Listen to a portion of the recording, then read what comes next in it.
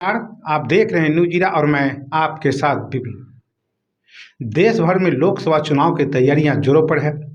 लोकसभा चुनाव को देखते हुए वोटिंग से 6 दिन पहले लालू प्रसाद की पार्टी आरजेडी ने अपना चुनावी घोषणा पत्र जारी किया है।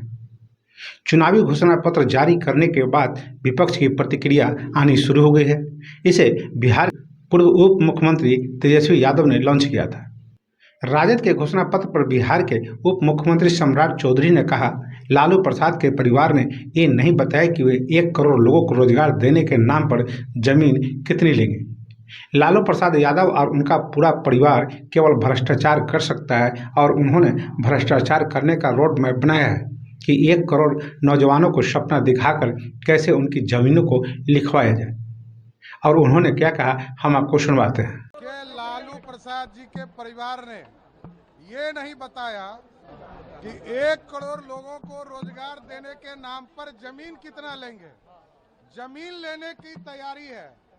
लालू प्रसाद जी का पूरा परिवार सिर्फ और सिर्फ भ्रष्टाचार कर सकता है और भ्रष्टाचार के लिए एक पूरी तरह रोड मैप बनाया है कि 1 करोड़ नौजवानों को सपना दिखाकर उनके जमीनों को कैसे लिखवाना।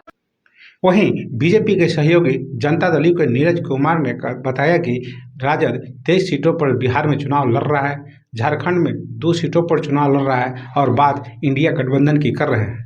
आपका अहंकार चरम सीमा पर है। आपने अपने सहयोगी दलों को ही विश्वास में नहीं लिया। आप गठबंधन के घटक दलों का भी अपमान कर रहे हैं और जो अपने ही घटक दलों का अपमान करता हो उसकी बातों को कौन विश्वास करेगा। और उन्होंने क्या कहा, हम उनकी बातों को सुनवाते हैं। जारी करता है, कभी संकल्प जारी करता है, कभी प्रण हमारा जारी करता है। अपनी बात पर कायम नहीं रहता है। जैसे हम निश्चय वाले हैं, कमिटमेंट वाले हैं, निश्चय पार्ट 1 पार्ट 2, तो स्वाभाविक है अपना रामा दामा और दूसरे का गिरधामा, लेना न देना छुच्छे फूलेना वाला हाल है। मनई 23 को सीट बिहार में लड़ रहे हैं, 2 झारखंड में लड़ रहे हैं और ये इंडिया अलायंस की बात कर रहे हैं। इंडिया अलायंस के जो घटक दल हैं, कांग्रेस, सीपीआई, सीपीएम, माले, 4 पार्टी है ना बिहार में, तो इनके आंख में संतरा का रस डाल दिए।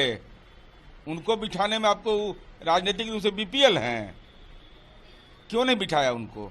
अगर राष्ट्रीय संदर्भ में आप बात कर रहे हैं तो यह तो अहंकार बताता है आपका, कि अहंकार आपके चरम सीमा पर है कि अपने सहयोगी दलों को भी विश्वास में नहीं ले रहे हैं और आप गठबंधन के घटक दल का तो अपमान कर ही रहे हैं।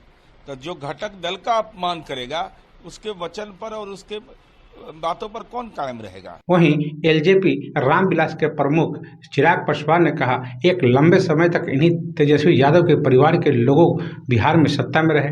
उस समय कैसी नौकरियां बांटी गई ये हमें बताने की जरूरत नहीं है। आज लोकसभा के चुनाव है जिसमें बिहार की जनता मंच बना चुकी है कि तीसरी बार प्रधानमंत्री नरेंद्र मोदी को प्रधानमंत्री बनाना है। बिहार के लोग भी उत्तर प्रदेश को उदाहरण के तौर पर देख चुके हैं कि सही मायनों में एक डबल इंजन की सरकार ही राज्य का विकास कर सकती है। और आगे उन्होंने क्या कहा, हम चिराग पासवान की बातों को सुनवाते हैं। 1 करोड़ लोगों को नौकरी देंगे। अगर 1 करोड़ लोगों को नौकरी ये दे सकते हैं तो एक लंबे समय तक इन्हीं के परिवार के लोग बिहार की सत्ता में रहे और उस वक्त कैसे नौकरियां बांटी गईं ये हम में से किसी को बताने की जरूरत नहीं है। चुनावी समय में वादे बड़े बड़े किए जाते हैं, बातें बड़ी बड़ी कही जाती हैं, पर हकीकत जब खुद सत्ता में आते हैं तो उसके बाद पता चलता है, फिर बहाने बनाए जाते हैं, फिर कहा जाता है कि हमने गठबंधन की सरकार नहीं तो अपनी सरकार के लिए कहा था।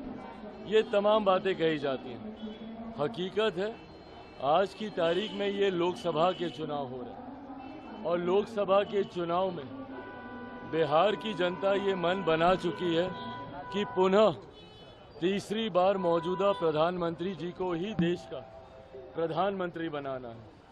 और उत्तर प्रदेश को उदाहरण के तौर पर बिहार के लोग भी देख चुके हैं कि सही मायनों में एक डबल इंजन की सरकार ही राज्य का विकास कर सकती है।